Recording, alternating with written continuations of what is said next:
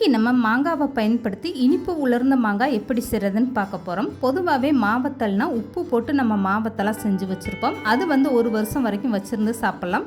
இந்த மாதிரி நீங்கள் இனிப்பு மாங்காவை செஞ்சு வச்சுக்கும் போது இது சீக்கிரமாகவே கெட்டு போகாது. இதையுமே நீங்கள் ஒரு வருஷம் வச்சுருந்து பயன்படுத்தலாம். ஹலோ ஃப்ரெண்ட்ஸ், வெல்கம் டு சமையல் டிலேட்.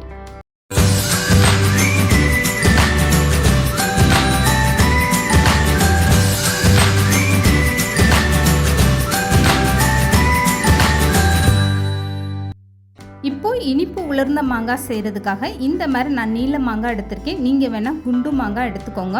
இப்போது நான் 2 மாங்காய் எடுத்திருக்கேன். உங்களுக்கு எந்த அளவுக்கு மாங்காய் தேவையோ 1 கிலோ இல்லை 2 கிலோ அந்த அளவுக்கு அதிக அளவில் நீங்கள் செய்கிறதா இருந்தால் அதிக அளவில் நீங்கள் மாங்காய் எடுத்துக்கோங்க. இப்போ அந்த மாங்காவை கழுவிட்டு நல்லா தோல் துருவி எடுத்து வச்சுக்கோங்க.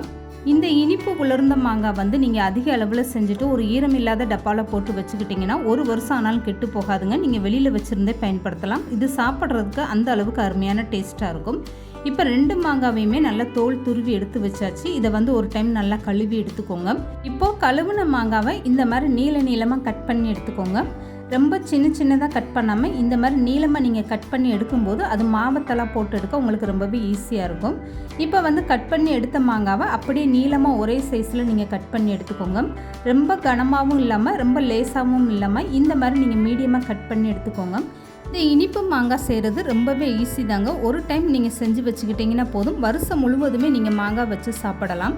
இப்போது கட் பண்ண மாங்காவை நான் எடுத்து காட்டுறேன் பாருங்கள். ரொம்பவும் ஒல்லியாக இல்லாமல் ரொம்ப கனமாகவும் இல்லாமல் இந்த மாதிரி மீடியம் சைஸில் நீங்கள் கட் பண்ணி எடுத்து வச்சுக்கோங்க. இப்போ கட் பண்ணி எடுத்த மாங்காவை எல்லாமே ஒரு தட்டில் மாற்றி எடுத்து வச்சுக்கோங்க. இதுக்கப்புறமா இந்த இனிப்பு மாங்காய் எப்படி செய்கிறதுன்னு பார்க்கலாம். இப்போ இந்த மாங்காய் எல்லாமே அப்படியே இருக்கட்டும். இதுக்கப்புறமா இதை வேக வச்சு எடுக்கிறதுக்காக ஒரு அகலமான பாத்திரம் எடுத்துக்கோங்க. இதில் 2 கிளாஸ் அளவுக்கு தண்ணி சேர்த்துட்டு ஸ்டவ் ஆன் பண்ணிடுங்க. இந்த தண்ணி நல்லா சுற்றிலும் இந்த மாதிரி நல்லா கொதி வரணும்.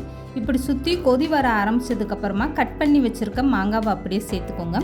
மாங்காவை சேர்த்ததுக்கப்புறம் ரொம்ப நேரம் நீங்கள் வேக விடக்கூடாது. மாங்காய் குழஞ்சு போயிடும். மாங்காவை சேர்த்ததுக்கப்புறம் ஒரு டைம் கரண்டி போட்டு நல்லா கலந்து கொடுத்துருங்க. இப்போ ஸ்டவ்வை நல்லா ஃபுல்லாகவே வச்சுட்டு இந்த தண்ணியை நல்லா கொதிக்க விட்டுருங்க.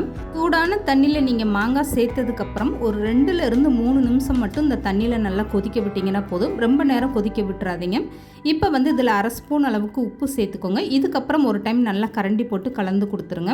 இப்போ இந்த மாங்காவை பார்த்தீங்கன்னா சுற்றிலும் உங்களுக்கு தண்ணி நல்லா நொர கூட்டி கொதிக்கிற ஸ்டேஜில் வந்துடும். 2 நிமிஷத்துலேயே உங்களுக்கு இந்த மாதிரி ஒரு பக்குவத்தில் வந்ததுக்கப்புறமா நீங்கள் ஸ்டவ்வை ஆஃப் பண்ணிடுங்க.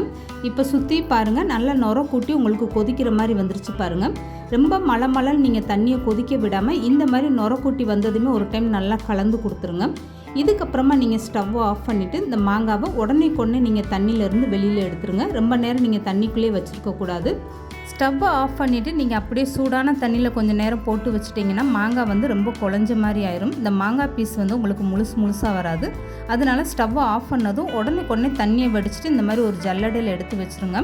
இப்போ மாங்காய் எல்லாமே இந்த மாதிரி நீங்கள் ஒரு ஜல்லடையில் எடுத்து வச்சதுக்கப்புறம் கொஞ்சம் நேரம் அப்படியே வச்சுருங்க. இந்த மாங்காய் நல்லா ஆறிட்டு மீதம் இருக்கக்கூடிய தண்ணியுமே நல்லா வடிஞ்சிட்டு வரட்டும்.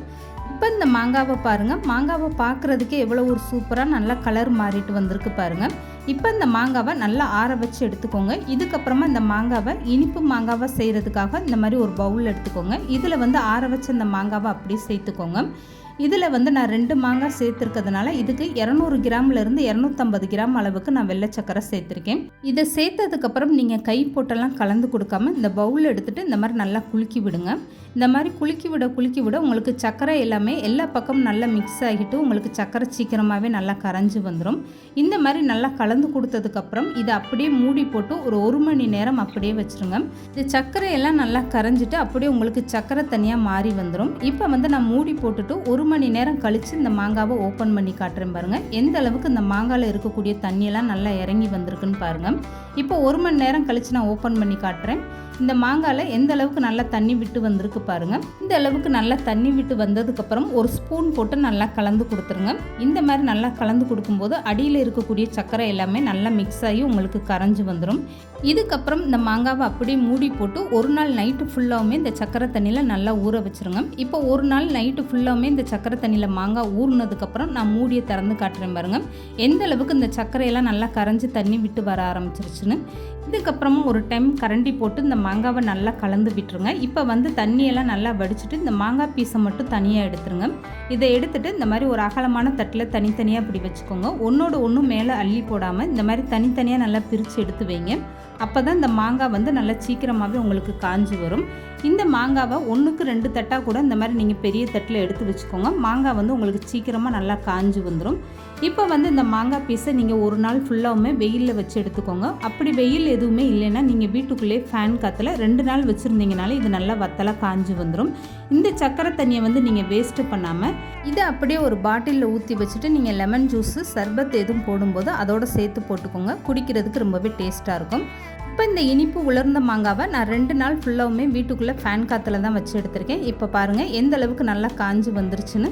இப்போ 2 ஸ்பூன் அளவுக்கு வெள்ளை சர்க்கரை எடுத்து அதை மிக்ஸி ஜாரில் சேர்த்து நல்லா பவுட்ரு பண்ணி எடுத்துக்கோங்க. இந்த சர்க்கரையோட பவுடரை வந்து இந்த மாங்காய் மேலே இப்படி லேசாக தூவி விட்டுக்கோங்க.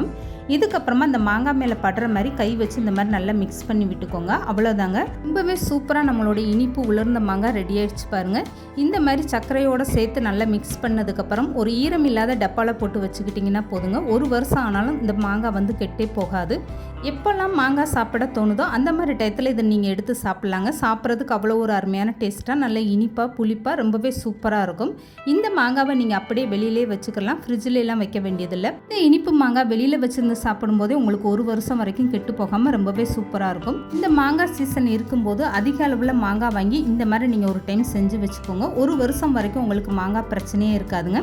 இது சாப்பிட்றதுக்கு அவ்வளோ ஒரு அருமையான டேஸ்ட்டாக இருக்கும். கண்டிப்பாக நீங்கள் ட்ரை பண்ணி பாருங்கள். இப்போ ஒரு மாங்காய் எடுத்து நான் பிச்சு காட்டுறேன் பாருங்கள். எந்த அளவுக்கு இந்த மாங்காய் பிக்கிறதுக்கு நல்லா சாஃப்டாக ரொம்பவே சூப்பராக வந்திருக்கு பாருங்கள். இது சாப்பிட்றதுக்கும் அப்படியே ரொம்பவே அருமையான டேஸ்ட்டாக இருக்கும். இந்த வீடியோ பிடிச்சிருந்தா லைக் பண்ணுங்கள், ஷேர் பண்ணுங்கள். மறக்காமல் சமையல் டிலீட் சேனலை சப்ஸ்கிரைப் பண்ணுங்கள்.